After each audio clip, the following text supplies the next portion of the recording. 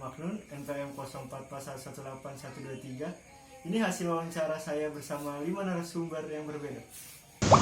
Baik, di sini saya sudah bersama Pak siapa Pak? Saya dengan Pak Joko Dwi. Pak Joko selaku DLAJ jalur Cibinong ya Pak? Iya, saya dari Disub Kabupaten Bogor. Disub Kabupaten Bogor, baik. Sudah berapa lama Bapak berprofesi sebagai DLAJ Pak? Saya di Disub kurang lebih 1 tahun. 1 tahun saya di Disub. Oh gitu. Apa dampak COVID-19 terhadap profesi Bapak ini? Dampaknya sih sebenarnya kalau di jalan sih nggak terlalu berdampak ya. Kalau di lalu lintas. Cuman paling volume kendaraannya biasanya kan rame kan. Kalau pandemi kayak gini kan jadi nggak terlalu rame. Banyak yang WFH mungkin kan di kantornya. Banyak yang dirumahkan gitu ya Pak? Iya, banyak yang dirumahkan. Apa yang membedakan sebelum terjadinya pandemik ini dan ketika pandemik ini, yang membedakannya apa Pak? Paling kondisi volume kendaraannya aja. Kalau misalnya sebelum pandemi, kendaraan tuh setiap pagi sore tuh pasti rame. Kalau pandemi kayak gini, volume kendaraannya lebih berkurang. Paling di tempat wisatanya juga biasanya rame. Sekarang jadi lebih berkurang lagi. Baik, sistem protokol apa yang Bapak terapkan dalam profesi Bapak ini? Kalau kita sih sebagai disub ya, paling menerapkan ya menjaga jarak, pakai masker, Hand sanitizer gitu ya? iya, hand sanitizer. Terhadap pengendara-pengendara yang lewat atau orang yang lagi berkumpul kan, nggak boleh kerumunan kan. Paling itu aja sih. Apa harapan Bapak di tahun 2021 ini terhadap pandemik ini Pak? Ya, harapan saya semoga pandemi ini cepat berlalu lah. Soalnya kan udah banyak juga kan yang dirugiin kan dari pandemi di 2020. Semoga 2021 bisa lebih baik lagi dari yang 2020 ini. Baik, Pak Joko, terima kasih atas waktunya. Selamat bertugas lagi ya Pak. Ya, siap, sama-sama. Pak. Belum, masih baru Mas. Oh, masih baru. Apa dampak pandemi COVID-19 terhadap profesi Bapak ini? Kalau dampak ke sayanya ya. Iya. Sayanya ya sebenarnya sih nggak ada. Jaganya emang masih normal. Tapi emang ditambah sekarang. Ada tambahan jaga. Oh, gitu Pak. Ya. Jadi apa yang membedakan dari sebelum pandemik dan sampai ketika pandemik ini, yang membedakannya apa Pak? Yang membedakan ya mungkin nasabahnya ya jadi banyak, soalnya outlet kita ada yang harus ditutup, makanya dialihin ke outlet yang buka. Pak, lalu apa sistem protokol yang Bapak terapkan di dalam profesi Bapak? Ya itu paling pakai masker, wajib pakai masker, sarung tangan, face shield harus selalu dipakai, hand sanitizer harus sedia. Paling itu aja. Lalu apa harapan Bapak di tahun 2021 ini terhadap pandemik ini Pak? Mungkin ya cepet-cepet hilang dah, biar kembali normal lagi. Baik, terima kasih Pak Saka atas waktunya. Selamat bertugas lagi Pak. Ya, Mas, sama-sama. Baik, di sini saya sudah sama Abang Grab. Abang namanya siapa Bang? Willy Sugiarto Bang. Oke Bang Willy, sudah berapa lama Abang Willy berprofesi sebagai Grab? Kira-kira sekitar 2 tahun lah kayaknya. Oh, 2 tahun. Apa dampak pandemi COVID-19 terhadap profesi Abang Grab? Dampaknya sih ya sangat apa ya?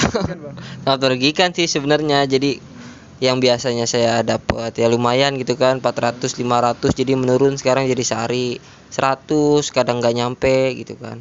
Oh gitu. Apa yang membedakan dari sebelumnya dan sampai sekarang ini, yang membedakan terhadap pandemik ini Bang? Beda sih, yang membedakan adalah kayak kita nih biasanya kan sering banget ya kan ketemu customer nggak pakai masker, atau misalkan berkomunikasi ya secara normal. Ini sekarang harus pakai masker, harus pakai back apa sih tadi namanya? Back shield. Ya harus pakai back shield juga gitu kan. Ya harus komplit lah, saya juga harus nyiapin hand sanitizer buat penumpang. Gitu. Sistem protokol apa yang Abang terapkan di Grab ini Bang? Sistem Kalau sistem sih saya cuma bawa masker, sarung tangan gitu kan. Hand sanitizer juga sama udah sih itu aja. Apa harapan Abang Grab ini di 2021 ini, Bang? Ya harapannya sih saya semoga cepat-cepat berlalu pandemi COVID-19 ini, dan semoga juga makin menambah juga gitu kan, penghasilannya seperti biasa lagi ya. Gitu. Iya benar. Oke, baik Bang Willy, terima kasih atas waktunya. Terima kasih ya, Bang. Oh iya sama-sama. Baik, di sini saya sudah bersama pemilik jamu yang berada di Ciriung. Dengan siapa, Pak? Wildan. Dengan Pak Wildan yang selaku pemilik toko jamu ini. Baik, Pak. Sudah berapa lama toko ini berdiri, Pak? Sudah selama 3 bulan. Selama 3 bulan. Dan apa dampak pandemik ini terhadap toko jamu ini, Pak? Selama ini sih omsetnya turun. Apa perbedaan sebelum pandemik dan sesudah pandemik ini terhadap toko Bapak ini, Pak? Sebelum pandemi sih kemarin sih rame-rame aja gitu. Pas pandemi jadi sepi gini gitu, jarang pembelinya. Oh gitu. Lalu protokol apa yang diterapkan di toko jamu ini, Pak? Masih sama sih protokol kesehatan aja, kasih masker, hand sanitizer seperti itu. Lalu apa harapan Bapak di tahun 2021 ini terhadap toko Bapak ini, Pak? Harapannya sih bisa lebih maju dan makin sukses lagi ke depannya. Amin.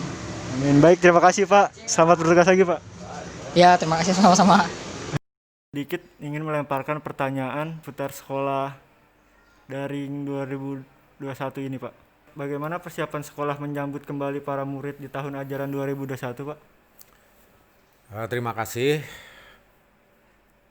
Persiapan sekolah itu sebenarnya dari beberapa bulan yang lalu itu sudah dilaksanakan, terutama dengan ketentuan pemerintah tentang protokol kesehatan. Kami pihak sekolah sudah mempersiapkan sebaik mungkin, baik itu sarana-sarana yang ada di sekitar sekolah ataupun protokol kesehatan yang lain. Diantaranya kami sudah menyiapkan bagaimana pembelajaran tatap muka dilaksanakan di dalam ruangan kelas, terutama bagaimana kami bisa membuat aturan atau shifting tentang satu kelas itu tidak bisa kami laksanakan secara keseluruhan, tapi kami membuat shift dibagi menjadi beberapa shift supaya terjadinya ya ada jarak lah begitu. Selanjutnya, apa kendala guru selama masa pembelajaran daring, Pak?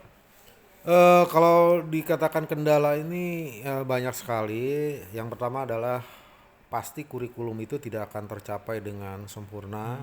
Target kurikulum itu karena memang pembelajaran daring ini lebih kepada pembelajaran yang jarak jauh.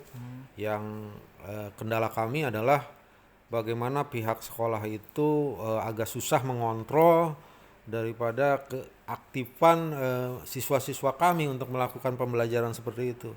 Saya mengambil contoh misalnya pada saat pembelajaran daring itu dimulai jam 7 pagi, ya kami tidak bisa mengontrol apakah siswa tersebut jam 7 itu sudah standby. Lebih banyak mereka pun pembelajaran daring ini tidak tidak efektif. Tidak efektifnya banyak sekali pembelajaran daring, misalnya kami selaku guru tugas yang diberikannya itu setelah beberapa jam kemudian baru mereka laksanakan. Artinya itu tidak secara real time mereka mengadakan satu pembelajaran secara langsung seperti itu. Sekian dari saya, kurang lebihnya mohon maaf. Assalamualaikum warahmatullahi wabarakatuh.